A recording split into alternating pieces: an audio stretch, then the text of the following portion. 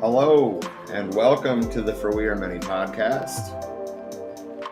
My name is Rob, and I will be your host this evening. We have a special guest on tonight. I guess I can get rid of that now. There we go. I'm working on posting our stream on the website, but I will let both of you introduce yourselves. Hi, I'm Trisha. Hey, Nicole.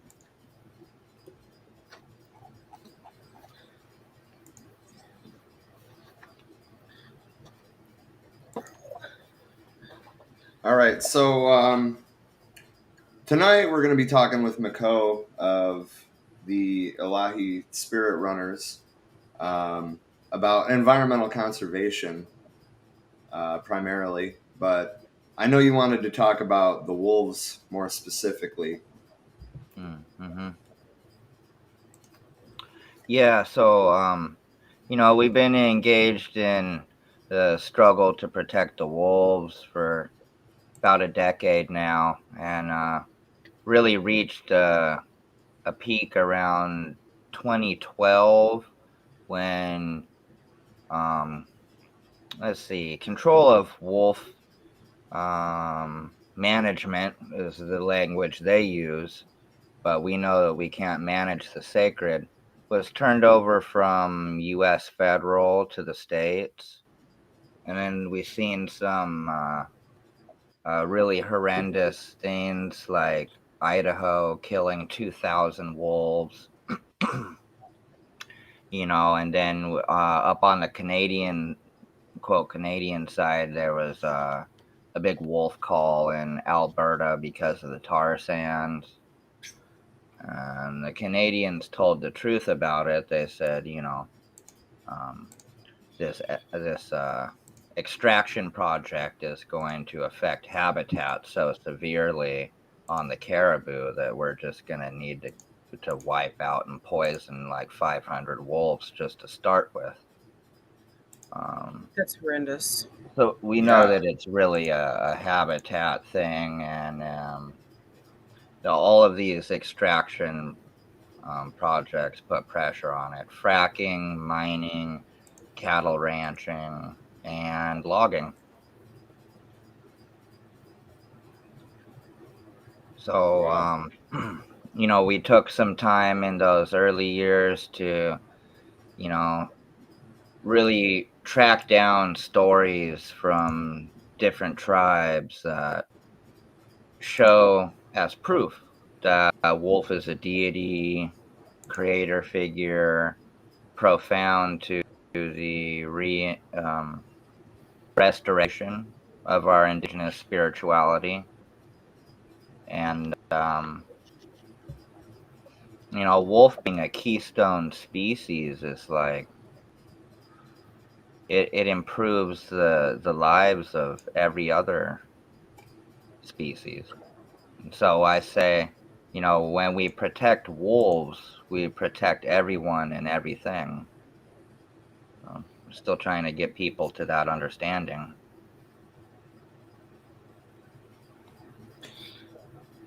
One of the most compelling things that I have heard you say is that what happens to the wolves happens to us.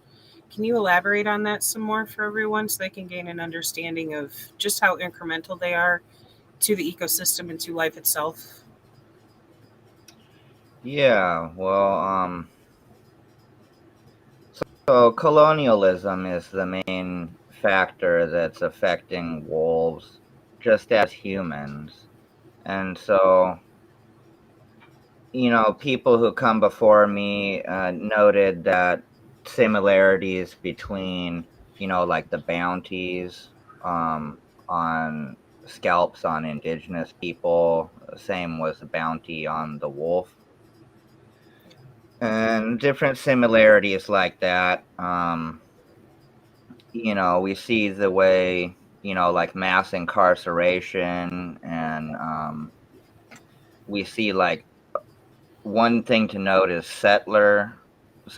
one settler study of life is zoology, which is basically a whole study of putting things in cages. Um, you know, and so we just note these different things, and it's a wolf. What happens to wolf happens to the Anishinaabe first people, and then furthermore humankind. It's kind of like, I don't know. Russell Means one time he was saying, welcome to the reservation, because you didn't intervene and stand up for us. Now you're gonna get dumbed down Indian education. You're gonna get, you know, um, these things that we've been dealing with. So yeah, what happens to wolf does happen to humankind. Yeah, wolf habitat is human habitat, and we're leading up to climate catastrophe. So protecting habitat and large swaths of ecosystem, this is like what should be happening, and going against colonization is the key. Agreed. So well, Caitlin is dropping some links in the comments as well. But I just posted the article, your blog post. What happens to wolf happens to humankind. I posted it in the Great. comments, so I encourage everybody to read that. Yes. And don't Yeah. just stop there either. Read the whole damn blog, or what you Yeah. reasonably have time to read. Yeah, it's we're able to tell our own story here, and the media doesn't want to acknowledge an ongoing legacy of genocide, so there's a lot of invisibilization. Then we have different factors within the indigenous communities we're dealing with: neocolonialism.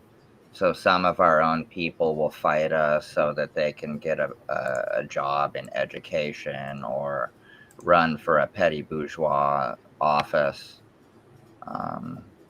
So yeah, a certain amount of communist analysis is needed. You know, sometimes I put a meme up one time with a little line on it, and I said, mentally, you must be at least this tall to ride this ride. And that's true. I like that. You need to, because I've been in all these different groups. My resume, activist resume, is so big, I can't really post it because it makes me a threat. It's at that point now. And so I've learned I that. believe that just off of the little bit of conversation that we've had. Mm-hmm. And so I've learned the best of all of those different groups. And I expect people to have a certain introduction level of prerequisite. Mm-hmm. But we're willing to train people. We have education every day, mandatory education. We put it with a martial arts program. So we're trying to transform. We're growing those revolutionaries. One trait of a leader is to be able to train other revolutionaries. And that's what I do every day. Our political analysis is sharp. I think we're challenging a lot of the other groups on Turtle Island to raise their standards. And that's exactly what I was hoping for.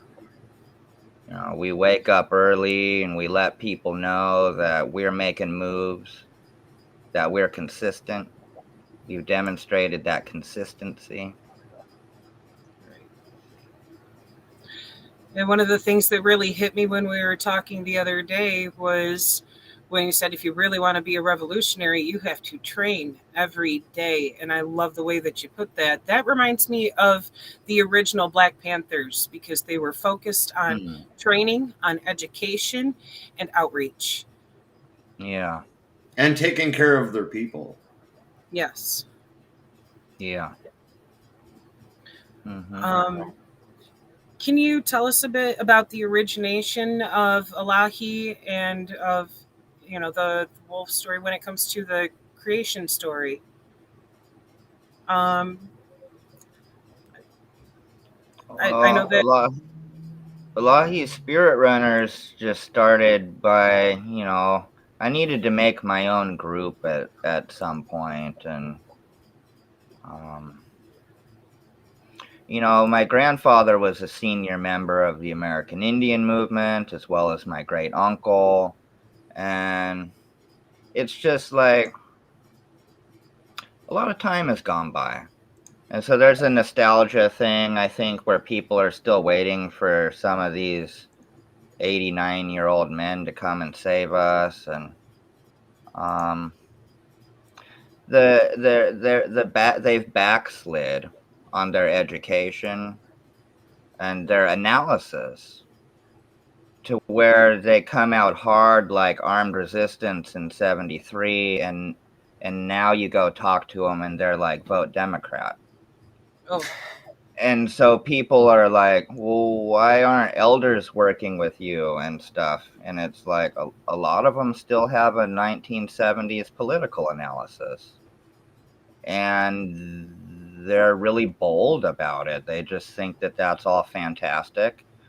And they get around somebody like me, and the charade is over, right? Because our group we're about to celebrate 300 direct actions.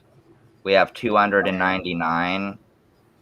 And in 2012, I did 100 direct actions by myself. And so that was when we realized, wow, we just blew everyone out of the water. Like Greenpeace, like nobody can hold a candle to us. So you brought up earlier people getting involved. How do people get involved? Right. That's a good question. A few years we made list of solidarity efforts people could make, and I want to go beyond that, because really what that was, I think, psychologically, is people are looking for a cop-out or a way just to do a minimal thing. It's And apathy. so what I'm really saying this time is we are a mass movement. We intend to be of a pan-indigenous alliance nature. And so what I'm really asking people now is just to join. We have a racial analysis of indigenous rule. So our top officer positions are indigenous only. But we also have a unity aspect. Okay. This is pretty cutting edge. Of a unity aspect where non-natives can also be officers. Okay. And then beyond that, we welcome everybody that agrees with indigenous rule. See?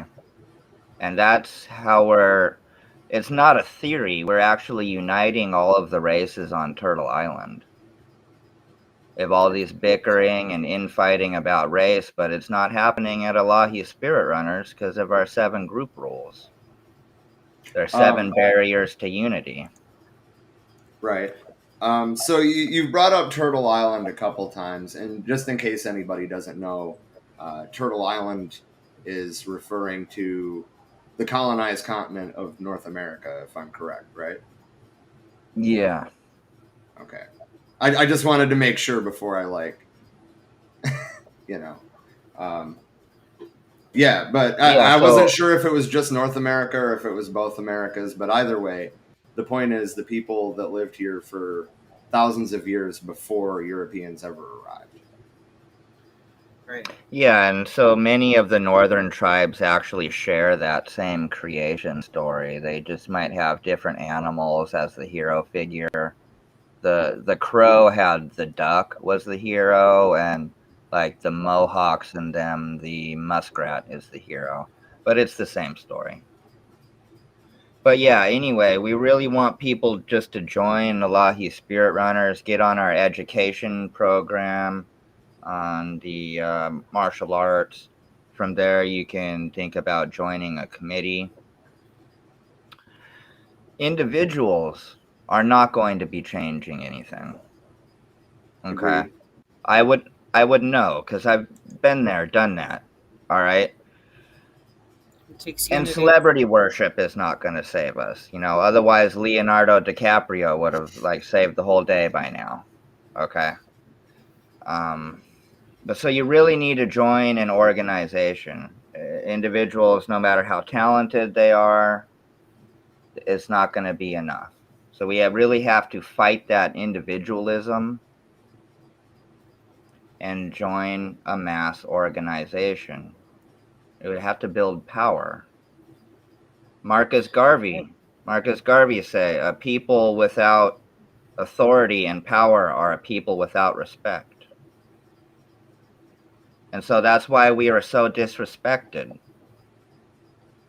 And we've been programmed not to grab power because we get punished every time we compete. And so some of the elders will say, oh, don't be power hungry. And I have a rebuttal to them. I say their unwillingness to grab power means that they're willing to watch everything that we love die. That's the thing. How can you invoke change if you do not come together as a collective and actually take that power back to the people instead of it being held solely in the hands of, in this country anyways, a bunch of crusty old white men running everything, and look how bad they fucked it up. Power belongs in the hands of the people, not a few celebrities have, basically anointment to their position because of the money they come from or the wealth that they hold that allows them to access those places. No, belongs to the people.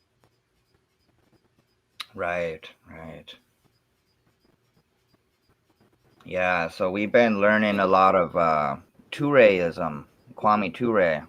We've been getting our education from the All-African Revolutionary Party and looking at how they built a Pan-African alliance so that we can build this Pan-Indigenous alliance. Yeah. Beautiful. And Kwame Nkrumah in Neocolonialism, The Final Stages of Empire, he has a piece on the limitations of tribalism. And that was really, really good to finally find that, because it really, I think, is just a powerful hit against the nepotism and the cronyism that has Turtle Island in such a bind, right? I mean, because we had seen in Europe, sometimes there would be kings and they had have many offspring, but none of the offspring were like powerful leader traits.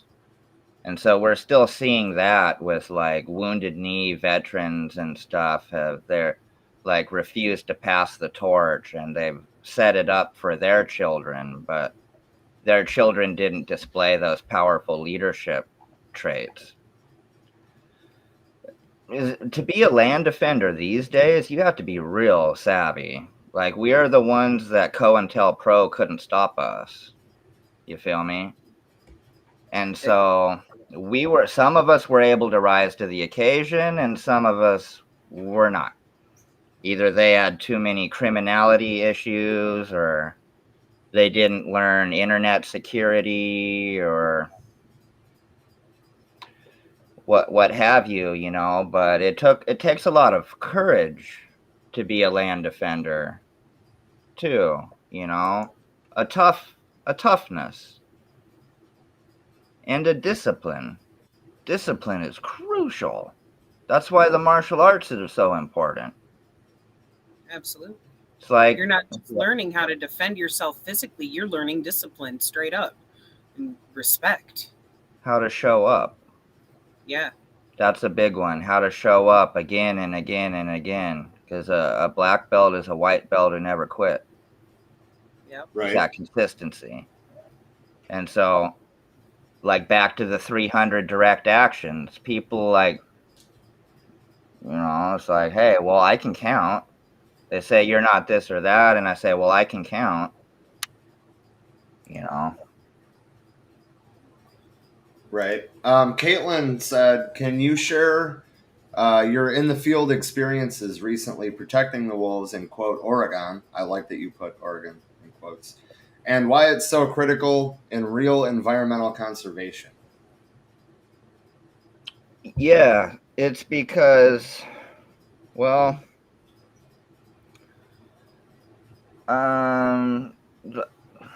African and indigenous voices have been absent from this wildlife conservation thing. That's what makes Illahee Spirit Runners like having a powerful niche, you know? It's like not to be a follower, but to dream up your own thing, really.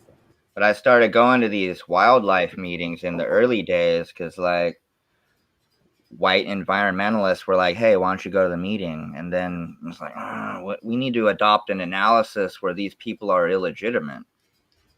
Because I had seen the going to their meeting, like they controlled the process.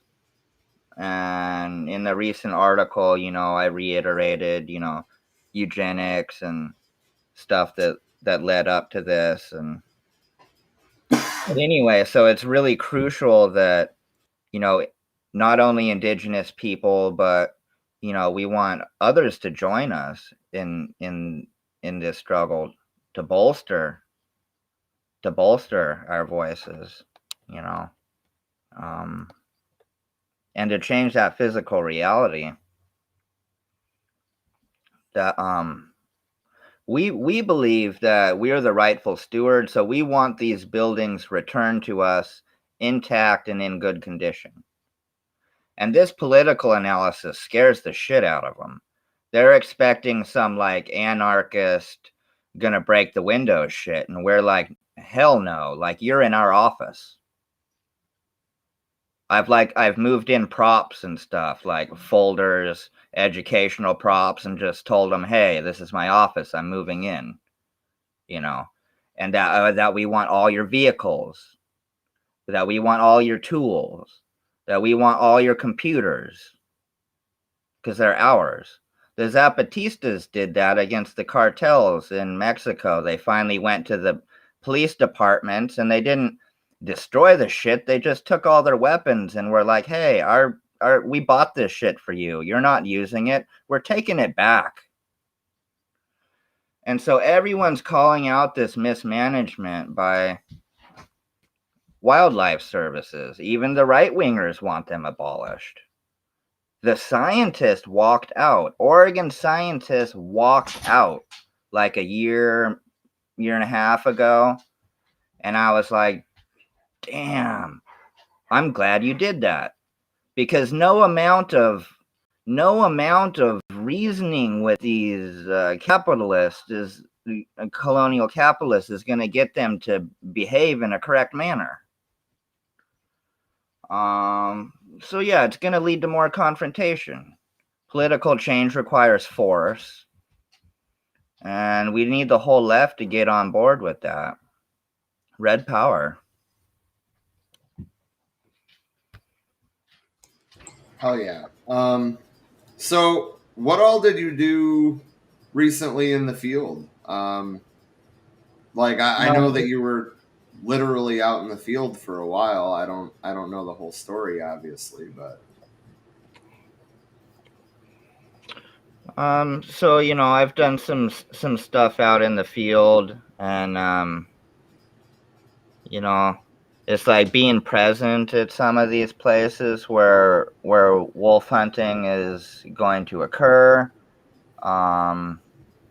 Looking for where they're doing that at, and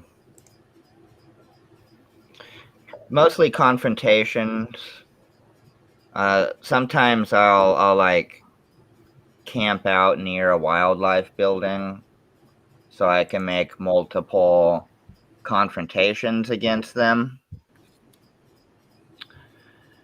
It's a little bit cat and mouse. Like for people that are looking to get involved, I mean, I could just tell you that much is we don't do the usual settler style civil disobedience thing. We try to make confrontation and then leave before law enforcement can come, and then come back and leave and come back and leave and do whatever we please. And that has a psychological effect of, hey, you can't really stop us. We're the rightful stewards anyway. I really love that terminology. You are the rightful stewards, and there's no other wording for it. Yeah.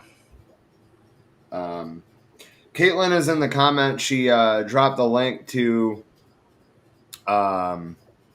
your blog post about residential schools, and I remember when we had our talk yesterday, you were talking about this too, and I can't speak for anybody else, but I was fucking mind blown that there are still residential schools operating today. Mm-hmm. So yeah, she posted that blog post, but do you want to talk about that at all? Also, Caitlin said she can hear your wolves. Yeah, I've got one of my wolves with me, and he's excited. Well, I only have one now. One of them passed away, but we have Cody left. Residential schools. So we took this opportunity to get our political analysis out there, and we want to talk about the restoration of Turtle Island. It's in our group rule number 1. And so really what that means is this exposing a hidden contradiction there, is that we have to restore our spirituality. Different mass movements had tried to come in here and say, well, we don't want you guys to push back against Christianity because it's going to cause a disunity. And I was like, well, F that, because we can't heal. We can't solve our problem, this core contradiction, until we push back against that. And so we want to restore some of these religions that have almost faded away, like the Medewan. This is a religion of a lot of the Great Lakes, Algonquins, Ojibways, and stuff. And we also recognize that some of languages and spiritual ways of being are now extinct. So we're pointing out this pattern of extinction that colonists leave behind them. Well, yeah, and that doesn't matter if it's the people that we encounter that don't look like us, or if it's the wildlife that we encounter. We leave Right. a What wake happens of to wolf destruction. happens to humankind. Yes. Right. And so the residential school here is a lot of people still have the Stockholm syndrome and they support it. And it's been almost impossible to confront it because of that. The level of assimilation on some, and I don't mean to be derogatory, I just have to tell the truth, and I have to tell it in a sharp way like lightning. But Sherman Alexie called them powwow and basketball natives. So we have too many powwow and basketball natives that don't get involved in the movement, And so we got to really like shock that and like shake it up, because you can go to powwow all the way down to California and people want to dance and have a good time, but they don't show up for shit for the movement, So yeah, we won't really be able to deal with those things until that happens. And we have self-determination. So if we were really, I want to bring this back because, and I'm going to quote Russell Means today, again, American Indian movement is self-determination. Now it's 50 years later, and a lot of us don't know what self-determination is. We need to have a workshop on what self-determination even is, because we don't know anymore. They're trying to trick us, and a lot of us are falling for it. But we can make our own schools. Yeah. That's one of the most powerful and beautiful things about self-determination is we can make our own schools. Red power. Absolutely. That should be happening. And if anything, the cases that have been coming up in the last few months where we keep finding countless Indigenous children murdered and buried on the grounds of these fucking Catholic-run schools, that right there should speak volumes to people of why you should be having your own schools and not some shit being run by the Catholic settler Church, state. but by settlers, yes, by colonials that are straight up imperialists. It's unacceptable. Right. Yeah, they just have us on the school to prison pipeline now, and we're just like observing it as, they try to stomp out the rest of our culture, and I'm trying to get Indigenous folks to see how beautiful we are again too, and because we've been taught to hate ourselves, and we've been taught that the white way is better. I want to quote Chief John Tecumseh was a Rogue River chief, and he had the foresight to tell these colonists to their face, after they had put him in Alcatraz because he wouldn't stop plotting rebellions, even though he was surely defeated. He would not quit. And he told them to their face, he said, hey, look, everyone thinks your way of life is really good, but we'll see how good it is 250 years from now. And right now is 250 years later, and we're seeing that it's shit. The colonial way is shit. It's unsustainable. It has no future. Red power. But yeah, Native people are beautiful. They come from people like Chief John.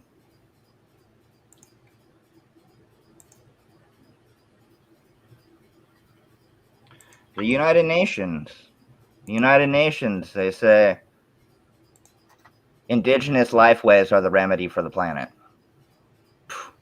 Mic drop. Yeah. right there. So I don't support them because, Agenda 22 and all that stuff, but say we can make our own United Native Nations. And these people succeed by sliding little bits of the truth in there. See, they're like, oh, truth, let me slide some truth in there, and then build you a prison camp on the side or something. We want to use that real truth because that's real truth. Indigenous lifeways are the remedy for the planet. And we have no ulterior motives. So John said poverty can limit ability, and schools were the first tools of assimilation, so take back the schools. He also said Christianity is a root problem to oppression by a false god as an avatar for billionaires. Well said. And then Caitlin said, McCo lives on the land most of the time with no secure housing, moving from direct action to direct action. He lived last winter alone. She brought up the Thacker Pass lithium mine earlier in the comments, but I didn't get a chance to read it, so I'm glad she brought it back up. He lived last winter alone protesting Thacker Pass lithium mine in Nevada. Just him and his wolves and the indigenous people who could afford to get out there trying to stop the mine. Did you want to talk a little bit about what went on at Thacker Pass while you were there, why it was important to you? That's a very complicated situation. Could probably take a whole show to itself on that one, but so as usual, I was one of the very first people to respond to a situation. In fact, the Western Shoshone had called me for help. That Western Shoshone National Council affiliates even. And so people don't really understand, how much of a shot caller I have come to be, and that people come to me. They're like, really? That light-skinned Potawatomi dude? That guy runs shit? Yeah, I do. Get used to it. So they contact me and they want me to go down there, and of course I do. I realize they're being terrorized. And I took the hardest detail. It's true. And, because I didn't get enough support, I was bullied out by basically an environmental group that's displaying some white supremacist tendencies. Wow. And has a gender analysis that we find incompatible with ours. And eventually the people was coming to me and they said, well, you're a Warrior Society member. We have this Sundance leader amongst us who's a pedophile, and we want you to take him out. And so I rallied the Warrior Societies and we removed this piece of shit. And but the Stockholm Syndrome was so severe that the abused people were fighting to protect this predator in their community because they were more comfortable with him. They knew him, And there's an inferiority complex that is one of the hugest things in the movement. I could just go on for days. It's so layered. But inferiority complex is when people get upset or feel some kind of way because you do more in the movement, because you shoulder a bigger load. You carry more responsibility. You get more shit done.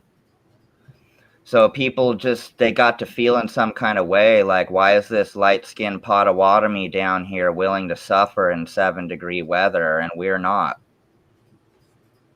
We live in the tribe at less than an hour away, and we go home at night and sleep in our beds and leave him to take the detail. And they get to feel in some kind of way about that, If anything, it should have inspired them. Right. So I was bullied out of that situation. Yeah, it should inspire, but they can't give respect where respect is due. There's another psychological aspect plaguing the movement, and that's defiance disorder.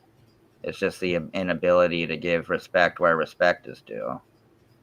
And the colonists and the white supremacists are going to capitalize on us all damn day and night for that. They're going to laugh at our disunity and play us. But yeah, so I realized a very difficult lesson there, that I wasn't down there to get accolades. That was not what the Great Mystery had sent me to do. The Great Mystery had sent me to cover the hardest detail and to remove this sexual predator who had been plaguing their ceremony areas for multiple generations. So we had to expose and handle his ass. Red power. I commend you for that, because there's got to be countless children as well as past victims that are now adults who are thankful as fuck that you got him out of there. No community should ever tolerate a sexual predator like that who is harming children for any reason. Agreed. I don't care what the fuck else he was doing that they have regard for. Somebody else can do it better without harming children. Exactly. Well said. Thank you.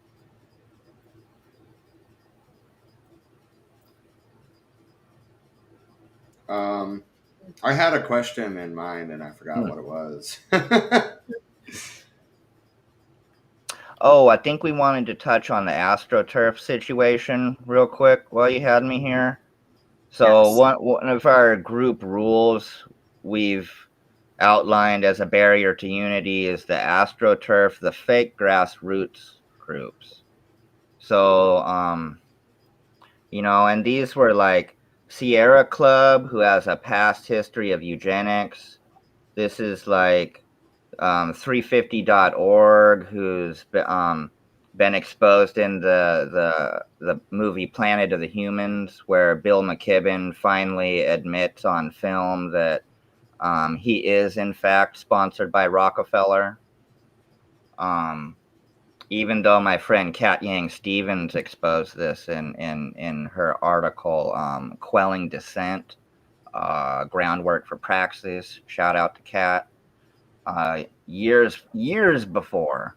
So we know this stuff is going on. There's even indigenous groups that are funded by ExxonMobil. The Defense Department has their hand in this.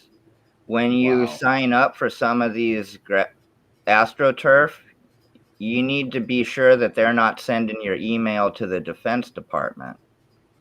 So they were working with Seventh Hour, and it's just wild out there. We ran a drone project out of Portland. That was wild. They tried to set up shop in Portland to get basically for ICE. And we put so much pressure on them before they could build that project that they left. And that's a tip for the youngsters right there. You get these projects before they start, figure out what land they want to build on, and put so much political pressure and physical people in the way that they abandon the project. Red power. But we found that the Koch brothers are involved in this fake grassroots. So a few of them I can't name drop because I don't quite have all the proof away, but I can tell you how they behave.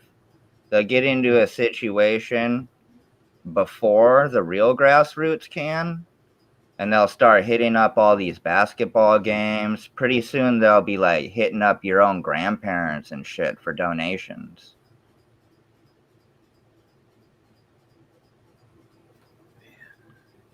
Yeah. And then, so also we need to be aware of, you'll be able to see if they have a political analysis that benefits the system or not. Does it benefit colonialism? Does it benefit capitalism? Is it really just green capitalism repackaged? Who's sponsoring it? Who's benefiting?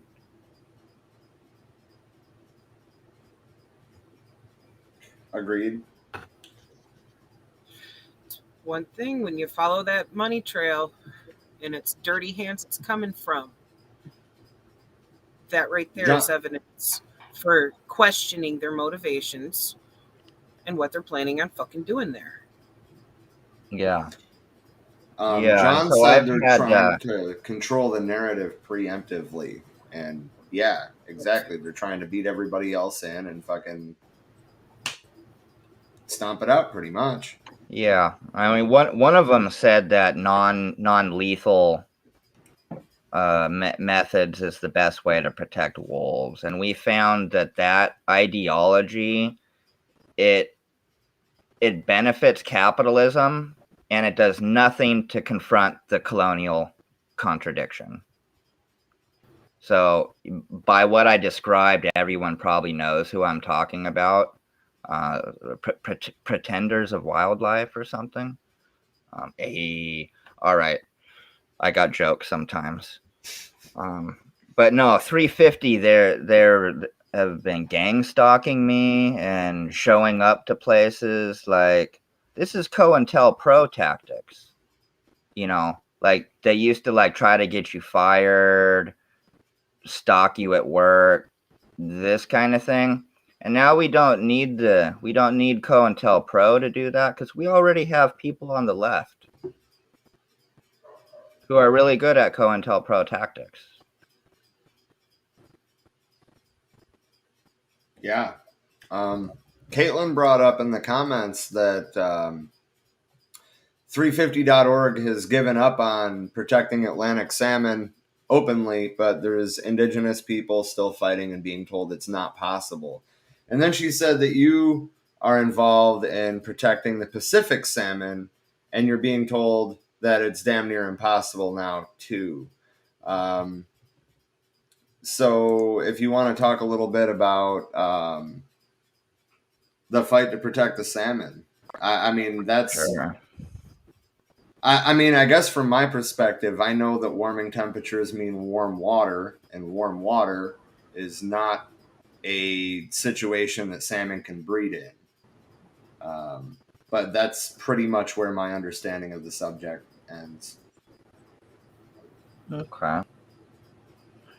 Well, I suspect we still have rivers that are deep enough that is not going to affect water temperature, such as the Columbia, the big river. But it's a water quality issue. A lot of it out here. There's they were just negligent, like full on dumping on the coast, and then there's this biosolids thing going on where the EPA is trying to sell this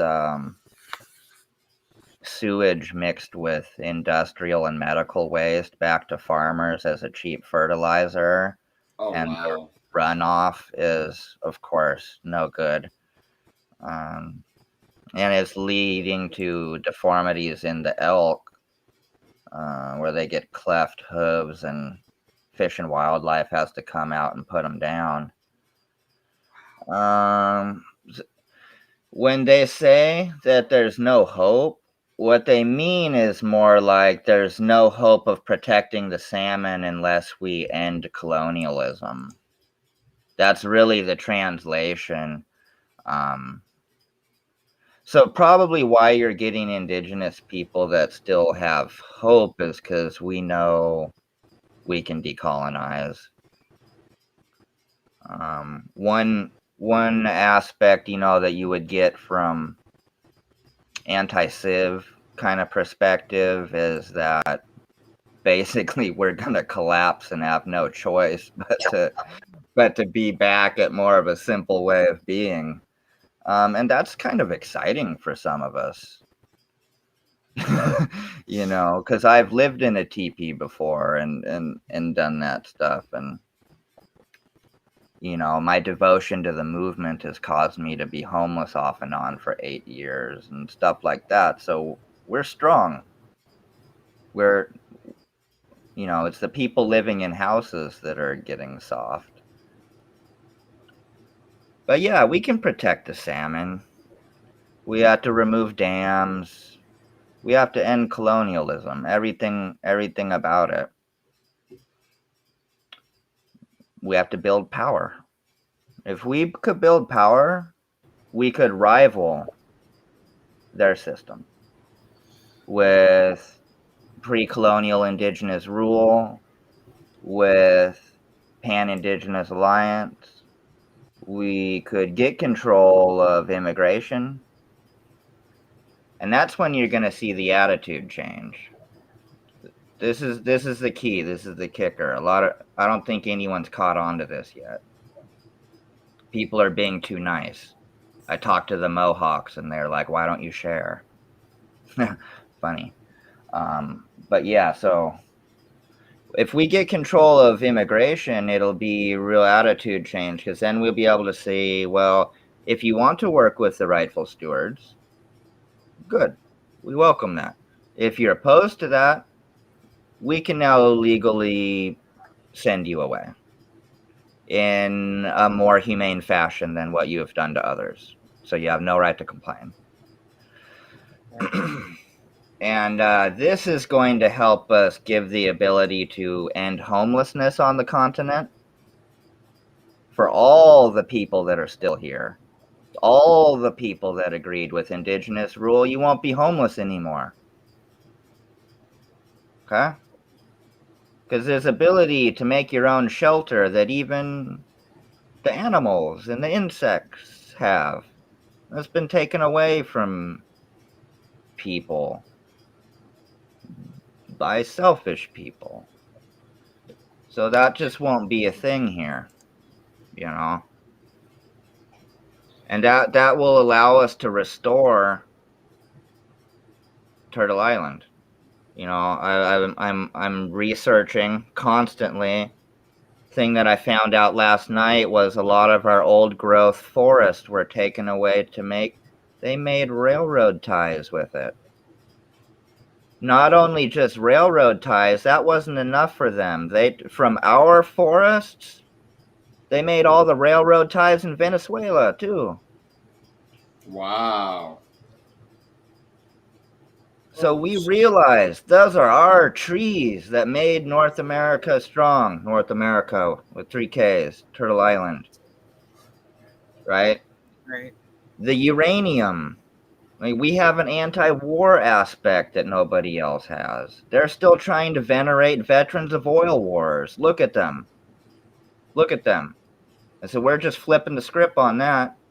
But they tried to take our uranium and left our waters poisoned.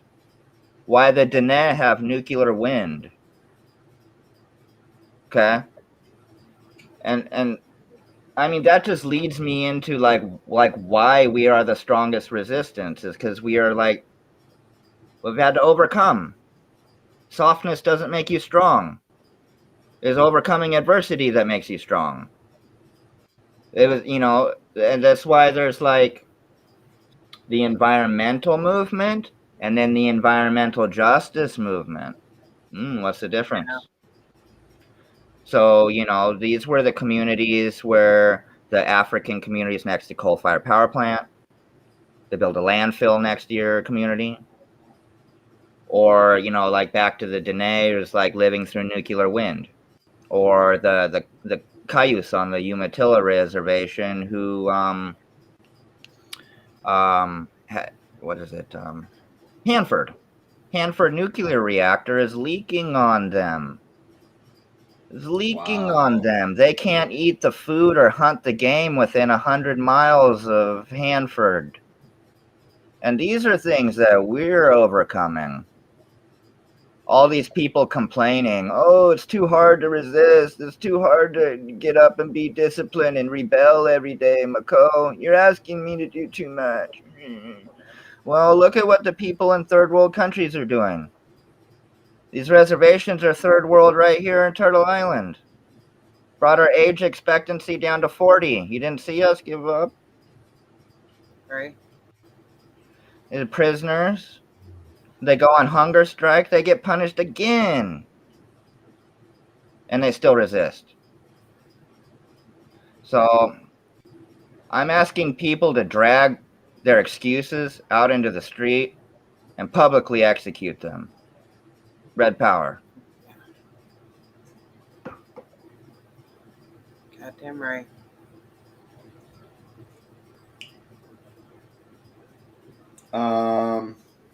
So another question, what are ways that well-meaning volunteers and well-meaning activists who want to get involved could do to avoid stepping on toes or conflict when looking to help? What are some examples of good help that you have received in these direct actions? That's a really good question too. People should check with us. Um, the indigenous resistance, you should build a relationship with us. I tell people you can't be in solidarity with people you have no relationship. So call me. I'm a regular person. If you want to have a conversation and you're not going to wild out on the phone and incriminate yourself or others, then yeah, talk to you. And, if you're going to schedule like a concert or a mutual aid, maybe check in with me and be like, hey, Mako, you got something big that weekend? Maybe I could schedule it a different weekend so my little mutual aid isn't interfering with your major confrontation. That would be very helpful. As we've seen, like, where we've scheduled a major confrontation and then everybody went to a concert or a mutual aid and we were like, whoa, that can't happen. What is an example of good solidarity people have done?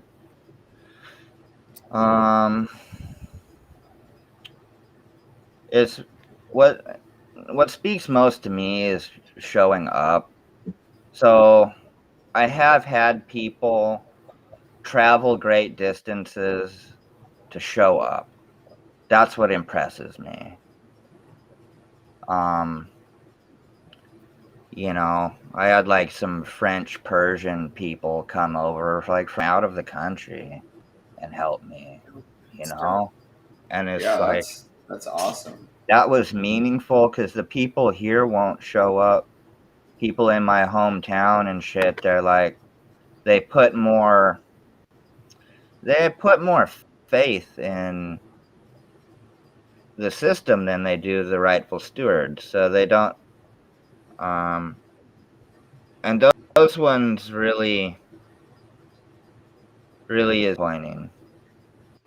But I try not to take it personally because I know like Malcolm X and MLK had the same thing too. Like MLK was not really popular or supported in his own area, and it wasn't until students came down by the buses from the north that really picked up steam. Right. So it's an odd phenomenon that I can bus in. Well, before COVID, I could like bus in resistors from the Dakotas or wherever, just from out of state, like fierce warriors who want to get down. But then the people here are like all timid and on some popularity contest shit. On some cronyism, nepotism shit. You don't have the right last name, even though you shoulder all the heaviest work and demonstrate consistency. You don't have the right last name. And so that's where we're just like done with this nepotism. We're going to have to stomp it out. It's absolutely disturbing how many people would rather basically defend the ones causing harm by criticizing those trying to stop it than be part of that resistance that's absolutely fucking necessary. Like, yeah, what you're doing is a matter of praxis because actions speak louder than words. Mm-hmm. Yeah. It goes back again to Stockholm Syndrome and the apathy that is at the root of the problem of why people don't get off their ass and actually do something to change the things that need to be changed. This is true. And I mean, I think we're all a little guilty of that at this point. Well, besides you, obviously, Mako, but I think all of us are a little guilty of, not participating in the level that we should. Right. Trisha and I talked about this after we got off the phone with you last night, actually. Like, you weren't calling us out by any means when you made that comment, but we were both like, oh, it shit. Hit home. It hit home because we're looking at, like, okay, 10 years ago, we had shit we were going out and doing, demonstrating and resisting things every fucking day. And it's been hit and miss. Ever since it's been hit and miss. And where there's a lot of people out there whose egos would probably get seriously fucking injured by feeling that hit home, to me, I find it fucking inspiring. It lit a fire under my ass and reminded me that there is a lot more to this than just the learning theory together and, even the training that we've slacked on too, but to actually get the fuck out there and take part. Because bodies on the ground, that amplifies that voice. Caitlin said we need to get comfortable with being very uncomfortable. Yes. Mm-hmm. And you made me uncomfortable in the very best ways. Thank you for that. Yeah, that's where you go. So thanks for bringing that up, because that's part of our aspect of our group is this lightning medicine that came to me in a dream. And they used to, back in the day, lay a lot of stock in whether a leader had a vision or not. And it finally happened for me. But this lightning, that's awesome. It can destroy things, but it can make things grow. Lightning puts nitrogen into the ground to make things grow. And so we're to shock people sometimes. Some people will be repulsed by it, like magnetism, electromagnet, and some people will be attracted to it. And so you just showed that truth of that is that I helped you grow already, and that you're attracted to it. Absolutely. To me, that's other people. It's so needed to light a fire under some people's asses to be reminded of who we really are and where we're not even meeting our own standards. We're not even hitting where we're setting that bar ourselves. Then we need to get our shit together. Right. So thank you for that. Exactly. I didn't realize I was muted. But I think that we, as in all of humanity, we as a species need to get our shit together. Yes. We need to get our collective shit together. We need to get our poop in a group. And then dispose of it properly. And fucking clean everything up. Fuck. We've made a mess of things. Politically, environmentally, every fucking aspect. And a lot of it comes down to what you were saying earlier, too, getting back to those spiritual roots, because the biggest part of the problem that I see, not only between conflicts with individuals, but our conflicts with the environment, is a lack of fucking connection. Mm-hmm. We have been pushed so far away from connecting with each other and connecting with nature, and especially by capitalism, because when all of your fucking time is being taken up by working your ass off to produce surplus labor for somebody else to get wealthy off of and barely get enough of a pittance to justify your own fucking existence, what time do you have left for anything real? It's a fucking problem there that we don't have that connection with each other or with nature anymore. And like I was telling you yesterday, the only fucking thing I can see that might possibly help heal this situation is for people to learn how to sit down, shut the fuck up, and learn from and grow from the leadership of Indigenous people, to be able to follow the path that you live, to be able to reconnect with nature, because that is who we really are. And I don't care what religion somebody is. All of them have the same metaphysical roots that come down to a connection with each other and with nature. And that's the only place where you find truth in the other religions, to be fucking honest, you know. But when it comes down to it, at least what I have learned so far about various Native American spiritual beliefs, it has to do at that core with connection with nature. Because if you're not Right. connected, then you possibly care for it or each other. Well, Yeah, and if you don't so care for nature, it's not going to take care of you. Right. That's yeah, where this so I fucking learned a lot from wolves and from having that connection with nature. Like, I never turned my back on the wolves, but they never turned their back on me either. And so where human beings failed me, the wolf never did. And the wolf taught me a new political strategy. That's why I want you to join Illahee Spirit Runners, is because we have a pathway. There's theories, and then there's pathways. We're done theories. We're on to pathways. We have a pathway, okay, that can unite all these different groups and get them to stop their petty bickering. And it was demonstrated to me by wolves. 2015, 2016, there was a wolf pack that was formed that was 400 members deep in Russia. Because just like human beings, wolf packs compete in groups of about 7 to 15. See? But under extraordinary circumstances, they can come together. And so that's where we got this unity model. We learned it from wolves. Think we learned that from people? Funny. No, we learned that from wolves. Right. Okay? And so people right now, they're like, oh, Mako, what's so special about your group? You ain't got nothing. Well, we have all the political analysis and we have the pathway.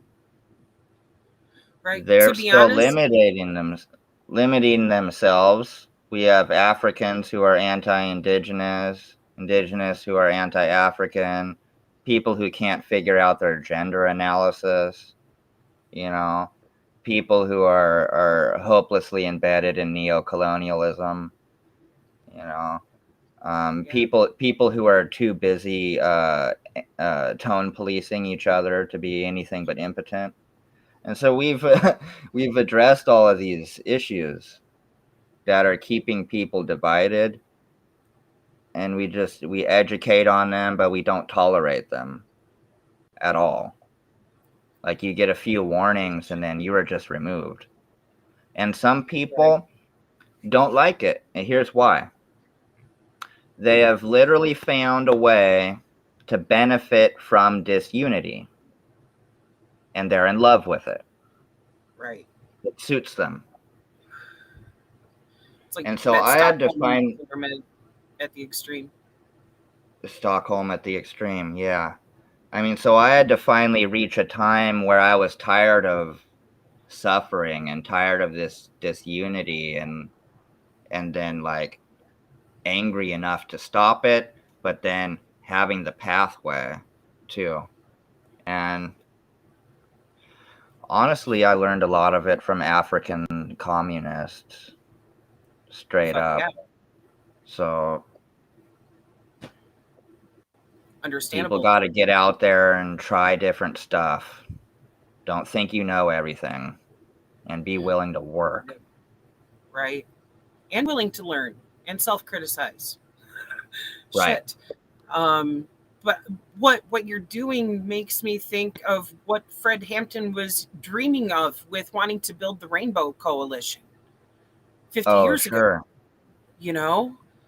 Well, I was in the New Rainbow Coalition for a while, so I was able to learn coalition politics, and I learned from the strengths of that, and I was also there long enough to identify the weaknesses and remedy that. recently I've had to explain to some of my people, I said, if pantherism was the answer, we'd all be doing pantherism. Okay. I'd be right there with you, but that is not the best analysis. It's not bad. It's pretty dang good. But it doesn't have an indigenous rule aspect. Right. And it so needs then you've got context. You got a situation where it's not anti-colonial enough.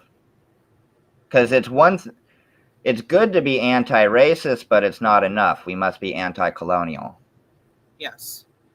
And so with coalition politics, you're still going to have a situation where, like, indigenous people can be outvoted by non-natives. And so that's where we were like, whoa, back the truck up. Whose land? Our land. Right. And because this is Turtle Island. The United States of America is just a fucking corporate entity that has continuously exploited Turtle Island. Right. And so I would tell environmental groups, it started with me telling white environmental groups. I'd say, hey, I wouldn't like come over to Scotland and Great Britain and bring like 500 Aimsters with me and like try to start a rebellion on your soil and not follow your leadership or something. I'd be a trespasser. And so that's what you're doing here.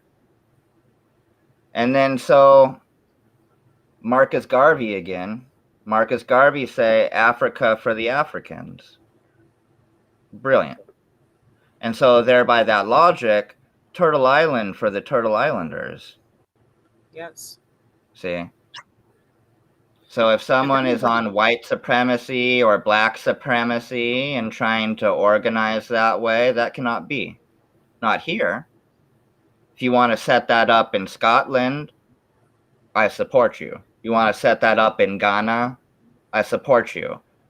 But you're on our land. And don't forget it, Red Power. Goddamn right.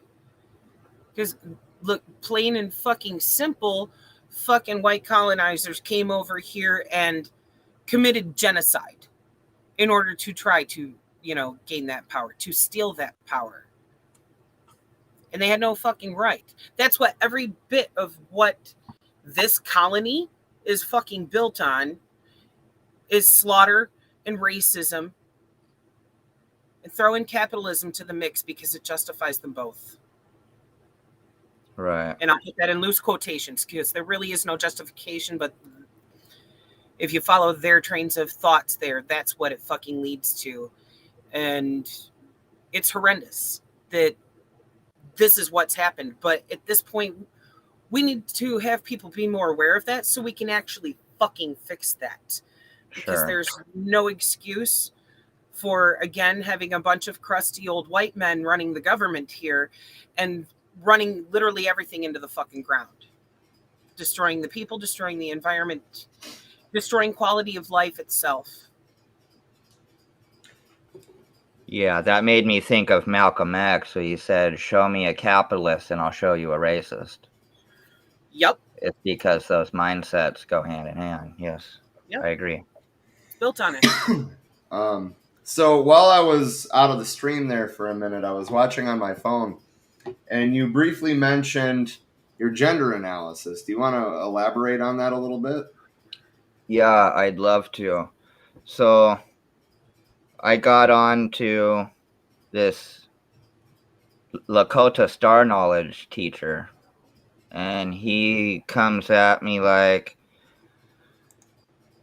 our elders are not the ancient link to the past that you've been searching for. And I'm like, what? Mind blown. And then he starts telling me real Lakota Star knowledge, and that's how I know that everything I've heard has been a Christianized version of the truth. Yep. And so we literally have tens of thousands of elders that think they know, and sadly they don't. And so he starts laying it out, and he's like, there's a sacred organization. You have to understand the Lakota God concept. A sacred organization, not a singular male entity as the church portrays, but actually members of 7 genders. One is every gender, one is no gender at all, one is masculine, feminine, one is masculine, masculine, one is feminine, masculine, one is feminine, feminine. So all of them are sacred. All of them are sacred. Okay. And then, so there's also like elements of the pipe that I took teachings from, where like you have these pieces that, I mean, come right down to it, they represent genitalia. And I'm being generous with my knowledge here. At some point, we're all just pieces of a pipe. But what they're trying to do is get the genders to fight each other. And we don't allow that here because all of them are sacred. All of them are sacred. We've seen groups come out with anti-male gender analysis, anti-trans analysis. It's like, whoa, that's terrible. You guys are so lost. Right. And one of the things that I found really delightful about it is some of like the Two-Spirit and trans folks, LGBTQ folks come to me and they're like, wow, you seem to know more about LGBTQ than us LGBTQ. And we're like, well, we are the rightful stewards. We tried to tell you that. But this was not just with Lakota. Then we found the 7 genders. The Ojibways are knowledgeable of this.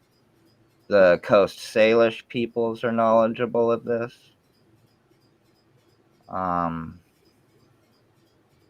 So this is what can bring the genders together. We have this unity aspect. As with the races, we know one race cannot do it by themselves. You cannot win if you do that. This is one of the failings of American Indian movement. And I don't like rip on them to rip on them. As I said, my grandfather was one. I love them. I'm an AIM baby, but I'm not stupid. I've learned every way they've failed and tried to improve. And so they think that they can form a group with just natives and end up getting power. But it's not true. You have to have unity. And so the same with gender is if somebody had the audacity to be like, well, we're going to start an all girls group, or hey, it's just all men in this unit, or like, hey, we're going to start like a LGBTQ group because we feel alienated from everybody and now we're splitting off. That's all bad analysis because it's not unity. And none of those groups will meet with success. The patriarch ones will fail. The women that split off on their anti-male, anti-trans, the TERFs will fail. They suck. The TERFs will fail. So yeah, we're just really stressing that unity, and it comes from a lot of time in the movement where I had even helped build, because I played a pivotal role in the creation of the Idle No More movement. I fasted with Chief Teresa Spence. I gave martial arts lessons to one of the founders of Idle No More. People don't know this stuff, but I made a point to be at the right places at the right time. And so in that movement, it was female leadership we were stressing. And we're nearly a decade into that because that kicked off about 2013 real hard. And so the lessons I learned from that, and actually spending that many years trying to put indigenous females into positions of power, is that some of them aren't ready. They're unready and secondary unwilling. And so we call gender sparring, is when someone just wants to fight about gender. They don't have any political goal. They're just there to be disruptive as all hell and fight about gender. So you'll get ones, in my experience, and I had to pull their card. They'll say, well, it has to be female leadership. And they'll come in and just try to basically destroy the whole organization. And I'll pull their card real quick and I'll be like, I have 2 or 3 leadership positions open for you right now. If you can handle the responsibility, the daily education, the prerequisites of this position, you can prove that you're willing to be consistent, you can have this right now. And that's when they duck out. Because they want the fucking microphone for a moment, but not the responsibility of actually doing something with it. It's a lack of praxis. Right. And then me being in a leadership, they also forsake that I'm the one who faces assassination and stuff that they don't even have to worry about. Red power. I was the one they put a Black Hawk helicopter down in my yard, flying drones around me. I fought the Army, the Mounted Cavalry, state troopers from 2 different states, Homeland Security. So if they want to switch and they want to swap me out, welcome. Show me that you can apply this. Show me that you can apply this. Red power. Right.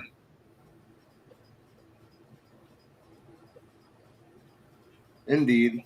It takes a lot of strength to be able to tolerate being stalked like that by the fucking government and still keep going. That's tenacity right there, and I respect it. Agreed. So I guess this is probably, I would imagine, going to be a hard question to answer, but what is the number one cause of concern for you environmentally on Turtle Island? Is there a number one, or is it like a list? It's gotta be colonialism. And it's gotta be worded that way, because if it's not, they'll try to say like what they did to the Occupy movement. They'll say like your list of demands is too long or something. So I wrote this really great piece called Anti-Colonial, and it just lists off all the things like anti-fur farms, anti-pesticide, anti-GMO, blah, blah, blah, blah, blah, blah, blah. And then at the end, I'm like, tell me about your single issue struggle again. Right. It's multifaceted. And so it has to be colonialism. Putting it that way of colonialism makes it all encompassing of all the fucked up aspects and effects that stem from that are caused by exactly. Yeah.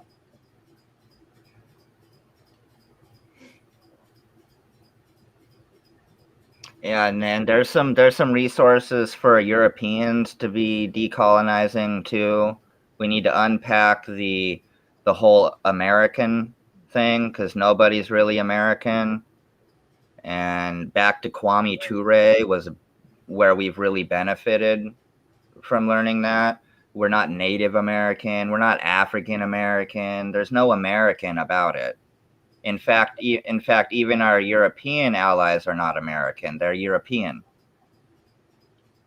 And they can learn European roots and divorce themselves of this America concept. That's one of the things that I find incremental to calling out white supremacy, because whiteness is simply a made up fucking paradigm. Like, it'd be one thing, okay, you want to be proud of your French heritage or whatever. Okay, talk about that. But Yeah. this idea of white supremacy is utter fucking bullshit. If you ask a fucking Nazi, they'll tell you, okay, yeah, like if you're dark white, of Mediterranean, like Italian, whatever, okay, you're not an Aryan, you're not white, you don't qualify. So it's like how people who have, you know, ancestry that is Italian or Irish or any of that other shit can get caught up in that white supremacy bullshit is fucking beyond me, because it's like you don't even qualify according to those people's fucking paradigms, and it all comes down to bullshit. All it is reaching for any fucking excuse to justify causing harms to other people in order to steal their fucking resources and take power. Right. And oppress and enslave. And people in this country love to say shit like, oh, well, slavery ended in, you know, what was it, 1876, something like that. Well, no, it really fucking didn't, because the 13th Amendment actually provided for slavery via the fucking prison system. Yep. And then before we touch on capitalism being a form of wage slavery, that you don't have a fucking choice but to participate if you want to survive. You're indentured for someone else to profit off of your works. Mm-hmm. Yeah, there's a native author, John Fire Lame Deer. He was a contemporary medicine man, if you will, but he has some very humorous and ironic commentary on capitalism or native communism, if you will. But yeah, he definitely touches on the prison industrial complex, saying, you know, we didn't have prisons here before the colonists came. So yeah, I agree with that. Yeah, they're using these prisons as a form of slavery, and we never had them. The first modern police forces as we know it were created in Great Britain, and then the ones that here were just glorified slave catchers. So we know that their whole narrative is erroneous, and in fact we should be bolstering the warrior societies of Turtle Island. Right. People were talking about abolish the police, great, but Right. what's the police mechanism? And so then we were like, well, hi, I'm from a 500-year-old warrior society. I'm still here. I have friends. Bolster us, you know. Like, I literally know, like, the great-great-grandson of Crazy Horse. He's a warrior society member. He's a very good person inside.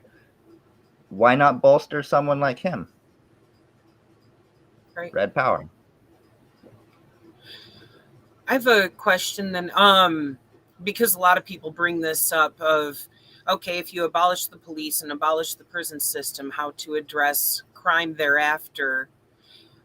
Can you tell us your perspective on that? What to replace that with? Yeah, so I mean, we just go look back at ancient times. Some of the methods that we use is some kind of a restitution. Can you pay the person back? What do you owe them? You know, What about and in that cases of violent that crime? could get like pretty far into it. Like even if you had to give yourself for restitution, but we had banishing too. And saying it wasn't always permanent. Sometimes families were asked to leave for like 10 years and then be offered a chance to come back. And sometimes they would, and sometimes they'd be like, well, no, we've joined another tribe now and moved on. Or another one I've heard about was putting people on islands where only grizzly bears live and stuff like this. And back to the immigration question is we would like to start by sending a lot of like the criminal elements off of Turtle Island. The first waves of colonization were prisoners.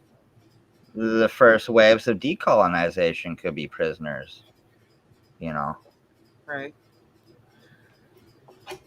If they're to where we can't turn our backs on them or allow them around our children, then we need to send them away. But the thing that you'll find is that a lot of the countries that they're from don't want them either. Right. And so we're hoping that this really puts that political pressure on them. Like, you join the rightful stewards and get under their indigenous rule program, or you leave. You know, you can either prove that you're indigenous, you can prove that you're descendant of Atlantic slave trade, and so you've been caught up in this, or you fall under indigenous rule, or 4, you get off of our island. That's the choices. And so I've had some early moral adopters move from here. They say, you know, Mako, it doesn't seem like, you know, it seems like maybe the best thing I could do is just leave and go back to Europe. And I was like, okay, that's profound. Right. From whatever in your analysis led you to that, I support your decision. Good luck in the UK, my friend.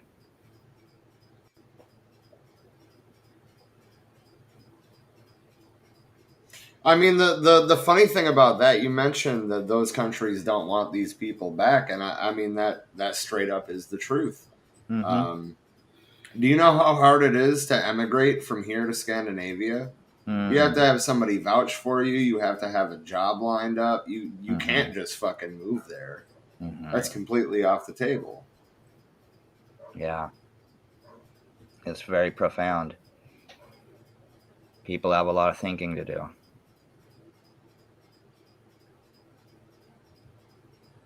Agreed.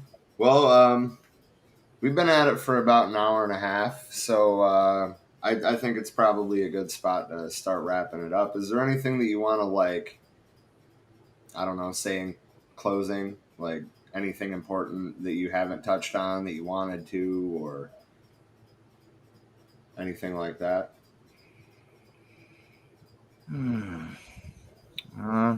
There's stuff I've already said, you know, but indigenous rule will unite the races on Turtle Island, and when you protect the wolf, you protect everyone and everything. Red power. Awesome. I would definitely like to have you back. There are so many things that we can talk about. Outstanding. Thank you so much. We are grateful. We are grateful. I think this is the least that I've ever talked on a stream, and I like it.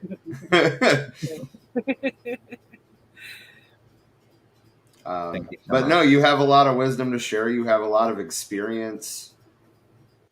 And I'd definitely love to have you back to learn more. Absolutely. That's what the name in the Lakota that I use, Woksapi, means wisdom, but not only wisdom, it means understanding. So it takes a minute to grow into your name sometimes. But thank you. Yeah. I look forward to talking to you again. Awesome. Same. Thanks for sharing, because this has been a very enlightening conversation, and we need to definitely continue it many times over. Thank you. I feel like we have a lot to learn from you. And obviously the people in the comments do as well. Emily, John, and Natalie all said thank you for the education. Thank you for the lessons of the wolf. Thank you for sharing. And Thank Caitlin you. also said thank you for doing this. Thank you very much. All right. Well, have a great night. As for Trisha and I, we will be back tomorrow with Bread Theory to do our State and Revolution stream. We will be picking it up at the beginning of chapter 4. Indeed. Until then, stay safe and solidarity. Fuck yes.